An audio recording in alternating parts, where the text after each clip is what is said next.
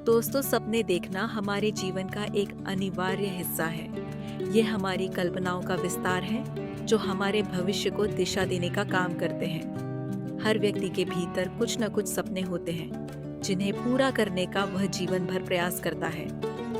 सपने केवल रात में देखे जाने वाले दृश्य नहीं होते, बल्कि यह वे लक्ष्य होते हैं जो हमें प्रेरित करते हैं, हमारे भीतर ऊर्जा का संचार करते हैं और हमारे जीवन को अर्थपूर्ण बनाते हैं।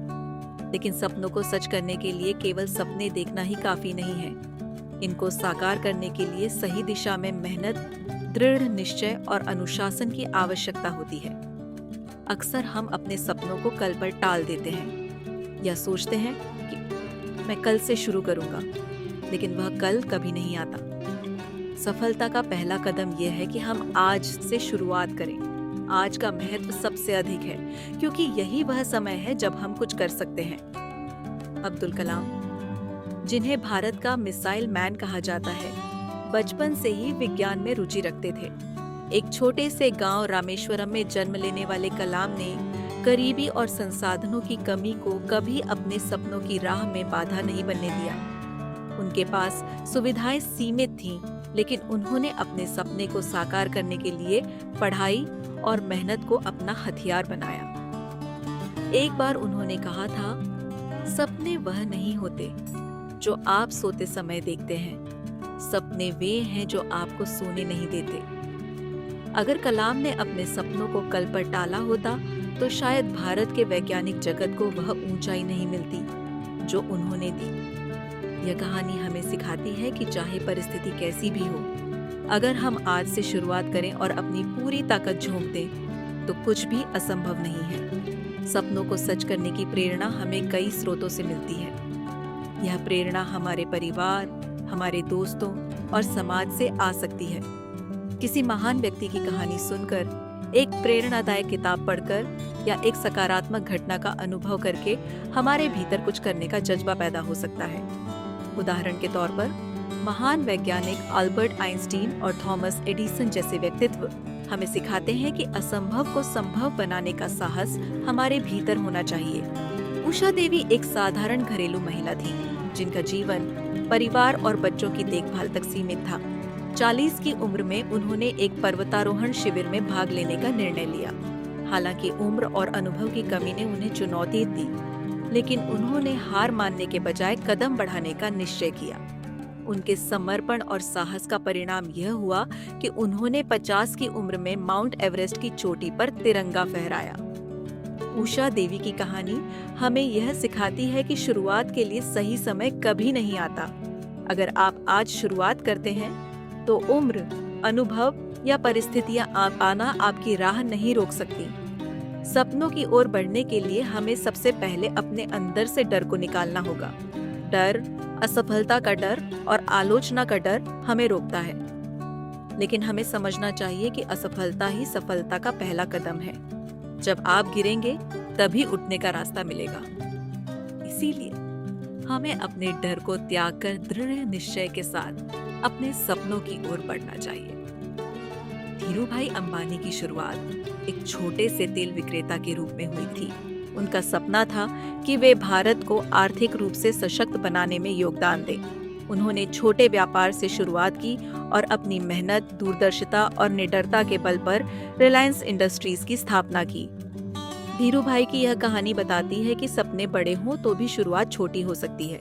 बस जरूरी है कि आप पहला कदम उठाएं। प्रकाश एक साधारण परिवार से थे। इंजीनियर बनने का उनका सपना बचपन से था, लेकिन आर्थिक स्थिति कमजोर थी। उन्होंने हिम्मत नहीं हारी और छोटी छोटी नौकरियां करते हुए अपनी पढ़ाई जारी रखी। हर दिन उन्होंने अपने लक्ष्य की ओर एक कदम बढ़ाया। आज वह एक सफल सॉफ्टवेयर इंजीनियर हैं। यह कहानी हमें सिखाती है कि अगर आप हर दिन अपने सपने की ओर एक छोटा कदम बढ़ाते हैं तो एक दिन वह सपना साकार हो जाता है। मिल्खा सिंह, जिन्हें फ्लाइंग सिख के नाम से जाना जाता है, का जीवन संघर्षों से भरा था। उन्होंने विभाजन के दौरान अपना परिवार खो दिया और एक शरणार्थी के रूप में कठिन परिस्थितियों का सामना किया, लेकिन उन्होंने अपने सपने को पूरा करने के लिए मेहनत की। उनकी कहानी यह सिखाती है कि सपनों को साकार करने के लिए कठिनाइयों के बावजूद प्रयास करना चाहिए। अगर मिल्खा सिंह ने आज से शुरुआत न की होती तो वे कभी ओलंपिक में भारत का प्रतिनिधित्व नहीं कर पाते। दोस्तों, समय हमारे जीवन का सबसे महत्वपूर्ण संसाधन है। एक बार जो समय बीत जाता है उसे वापस नहीं लाया जा सकता। इसलिए हमें आज के समय का सदुपयोग करना चाहिए। अगर हम अपने सपनों को साकार करने की शुरुआत आज से नहीं करेंगे तो हम कभी आगे नहीं बढ़ पाएंगे। अगर हम आज ही छोटे छोटे कदम उठाना शुरू कर दें तो यह हमारी आदत बन जाएगी। यही आदतें आगे चलकर बड़ी उपलब्धियों में बदलती हैं।